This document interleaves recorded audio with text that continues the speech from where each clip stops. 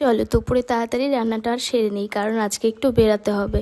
ওই জন্য আজকে তাড়াতাড়ি বানানোর জন্য শুক্তো বানিয়ে নিলাম। আর এই যে আগে থেকে উচ্ছে আর বেগুনটা ভেজে নিয়েছিলাম, আর তারপরে তরকারিটা বসিয়ে এই উচ্ছে বেগুন দিয়ে একটু শুক্তো করে নিয়েছি। আর এদিকে মাছটাকে নুন হলুদ মিশিয়ে ম্যারিনেট করে রেখেছি। আর এদিকে পোস্ত সর্ষে সব কিছু বেটে রেখেছি।